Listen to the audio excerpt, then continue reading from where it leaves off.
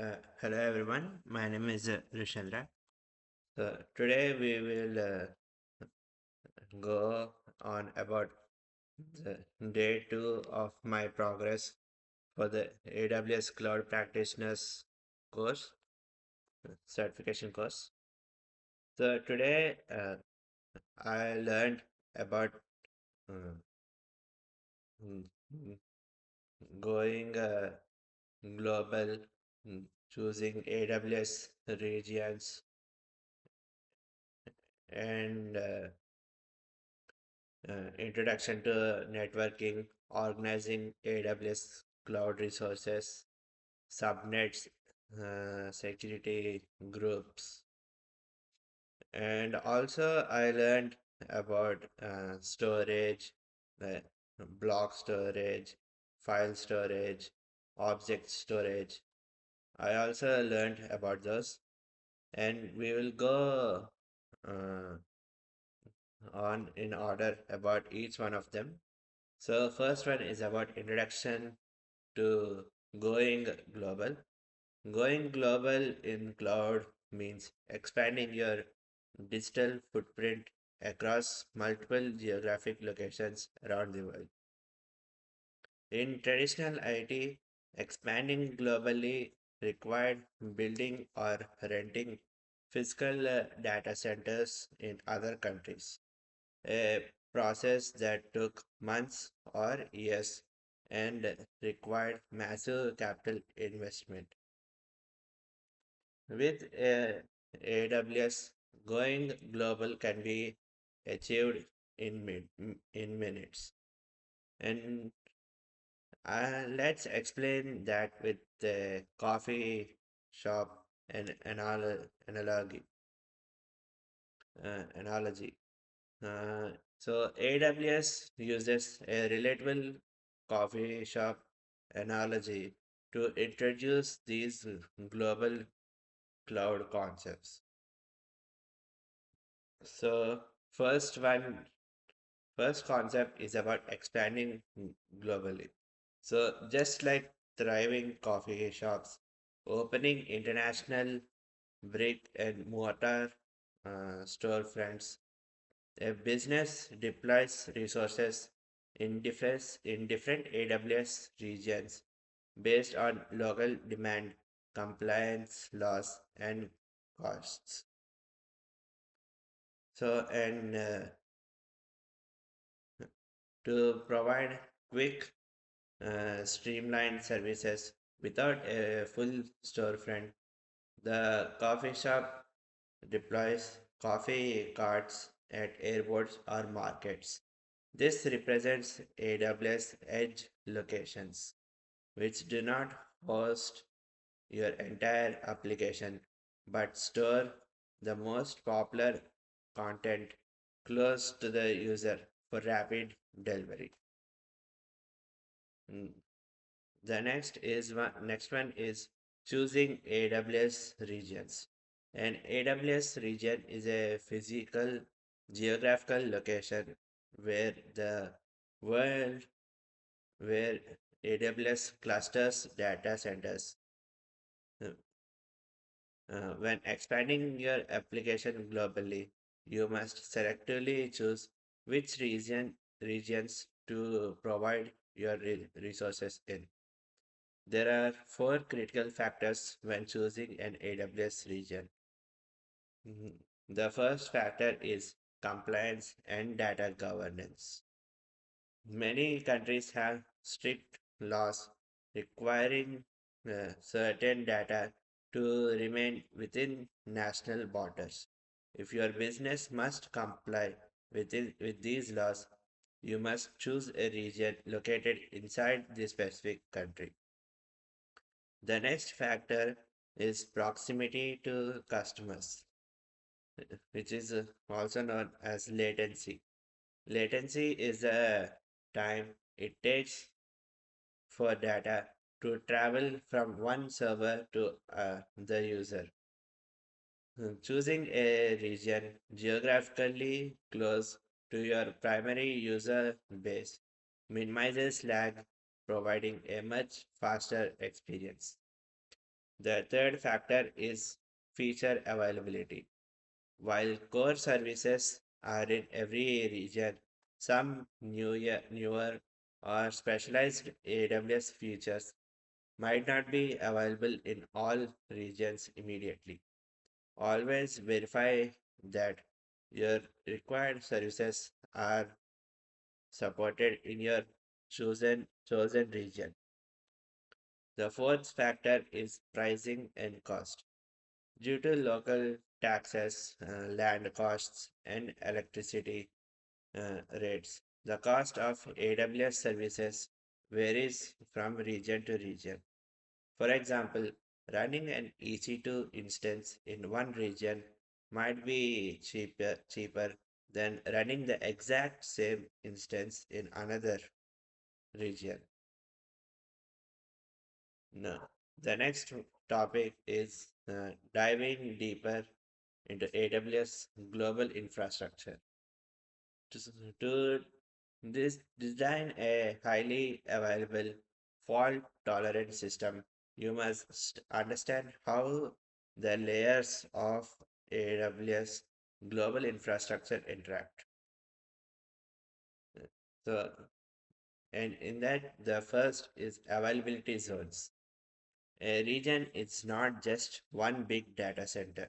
Instead, each AWS region consists of multiple isolated and physically separate availability zones.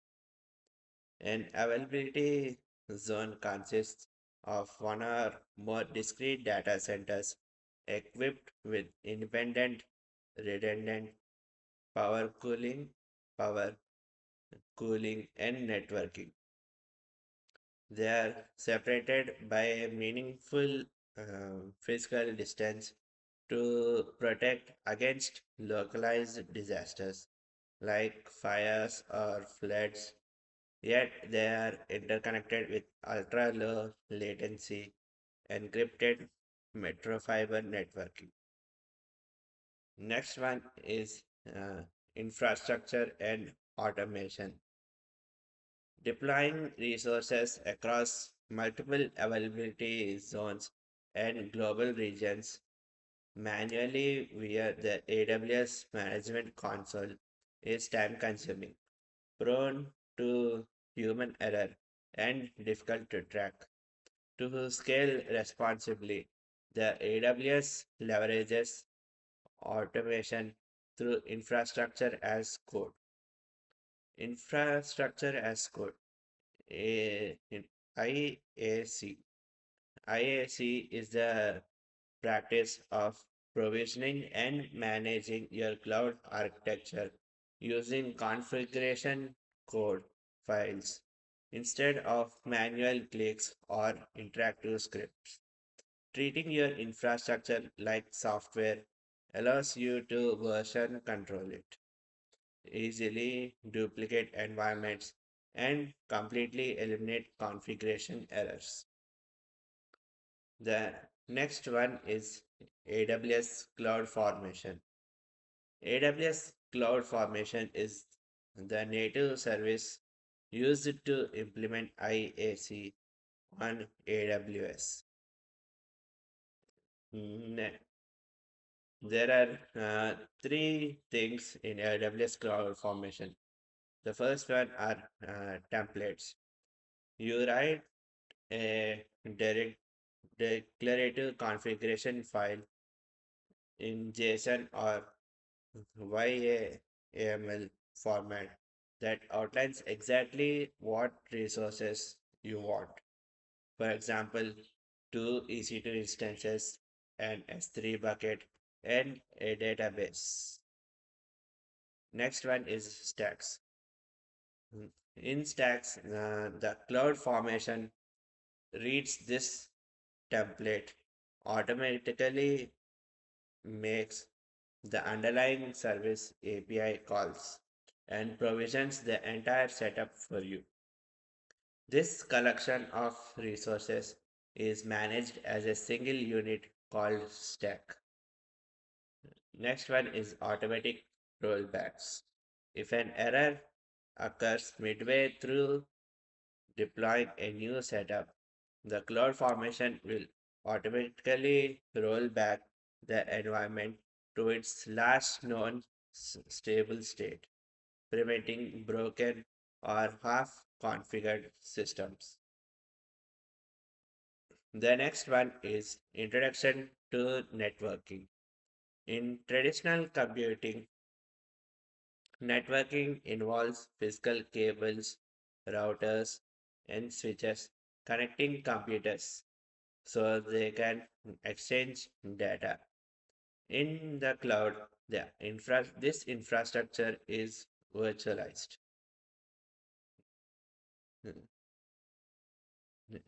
virtualized. Next is Amazon Virtual Private Cloud. The foundation building block of AWS networking is Amazon VPC, which means Virtual Private Cloud. A virtual private cloud is a logically isolated section of the AWS cloud that you define. It acts as a secure boundary, ensuring that your cloud infrastructure is completely isolated from other AWS tenants unless you explicitly allow access. The next topic is organizing AWS cloud resources. To keep your cloud environment secure and manageable, you don't just dump all your resources into a single bucket. You organize them using subnets. A subnet is a chunk or segment of a IP addresses sliced out from your overall VPC. Subnets allow you to group resources based on their security and operational needs. There are two types of subnets. One, the first is a public subnet. These are designed for resources that must be directly connected to the public internet. To make a subnet public, it must be attached to an internet gateway, the virtual doorway that allows traffic to flow between your VPC and the internet. The next one is a private subnet. These are isolated from the public internet and are used for backend resources that should never be directly accessible from the outside world. The next topics are subnets, security groups, and network access control lists. AWS employs a layered defense in depth approach to secure your network traffic. Understanding the difference between security groups and network ACLs is critical. Now let's look into network ACL.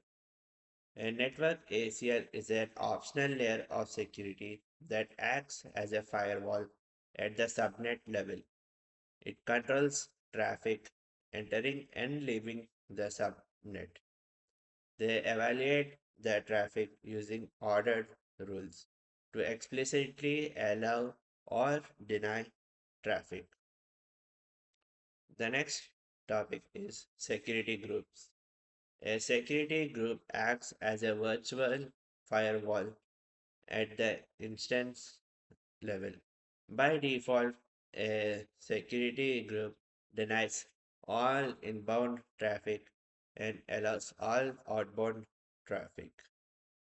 You must write rules to explicitly allow the traffic.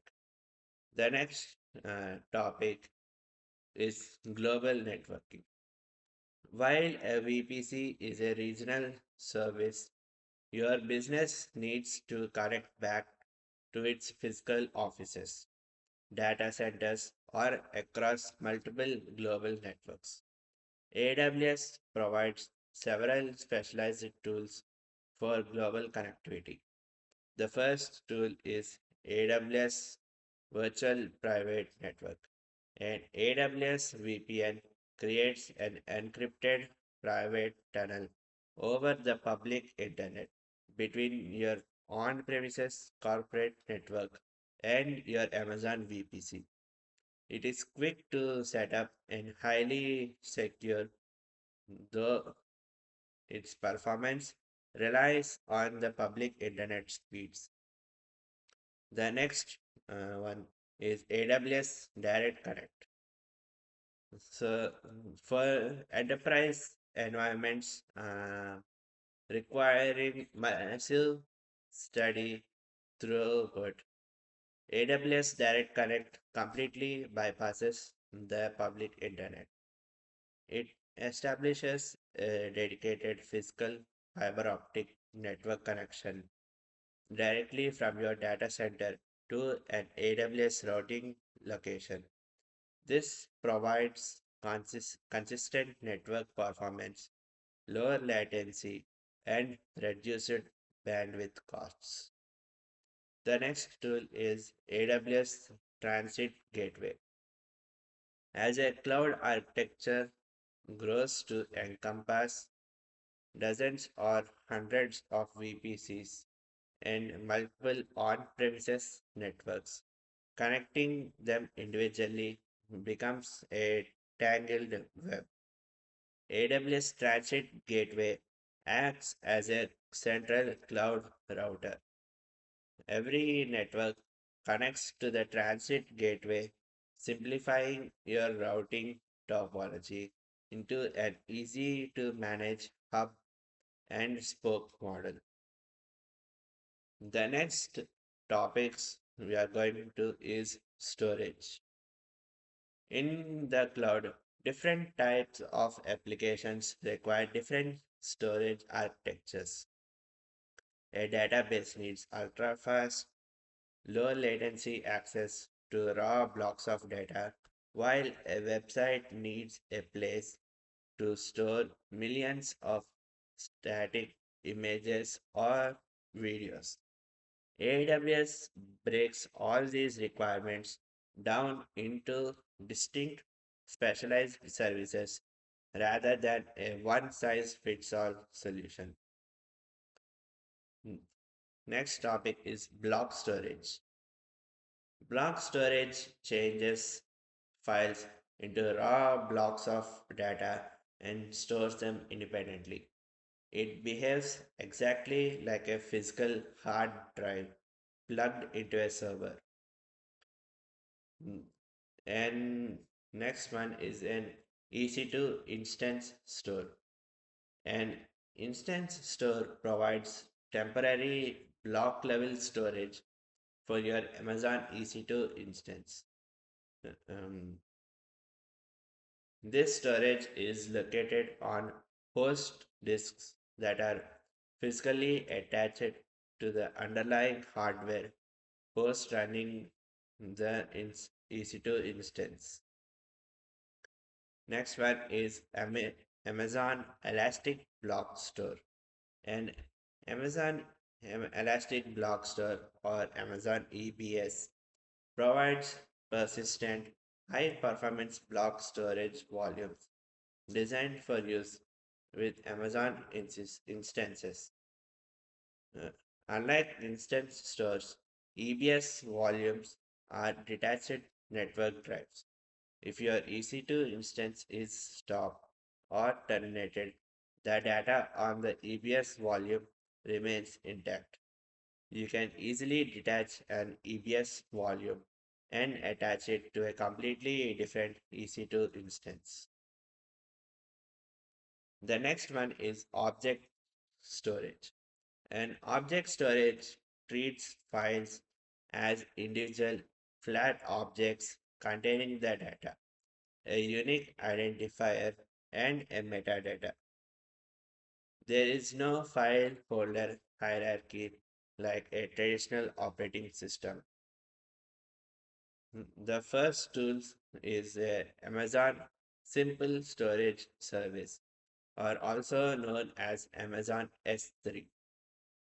And Amazon S3 is an object storage service offering industry leading scalability, data availability, and security and performance. You store your data in containers called buckets, and the individual files are called objects. S3 can store an unlimited number of objects, and individual objects can be up to 5 terabytes in size. The next one is file storage. File storage organizes data in a hierarchical structure of files and folders. Multiple computers can access the same file system simultaneously. The first service in file storage is Amazon Elastic File System, also known as Amazon EFS. Amazon EFS provides a serverless, fully managed Elastic file system for use with AWS Cloud services and on premises resources. Unlike EBS, Amazon EFS can be mounted concurrently by hundreds or thousands of EC2 instances across multiple availability zones. The next service is Amazon FSX. While EFS is optimized for Linux based workloads, Amazon FSX makes it easy to launch and run feature rich, high performance file system built on popular commercial file engines. One of the file engines is FSX for Windows File Server, and the other one is FSX for Lustre. Next topic is additional storage solutions. In that, the first uh, solution is like AWS Storage Gateway. So the AWS Storage Gateway is a hybrid cloud storage service that gives your on-premise applications seamless access to the virtually unlimited AWS cloud storage. It caches frequently used it caches frequently used data locally on premises for low latency access while securely breaking up the entire dataset for AWS storage services like S3 or Glacier. AWS Elastic Disaster Recovery. AWS Elastic Disaster Recovery minimizes downtime and data loss with fast, reliable recovery of physical, virtual, and cloud based servers into AWS. It continuously replicates your source servers into a low cost staging area in your AWS account, ready to launch fully functioning instances quickly during a disaster scenario. That's all for today. Um, Thank you.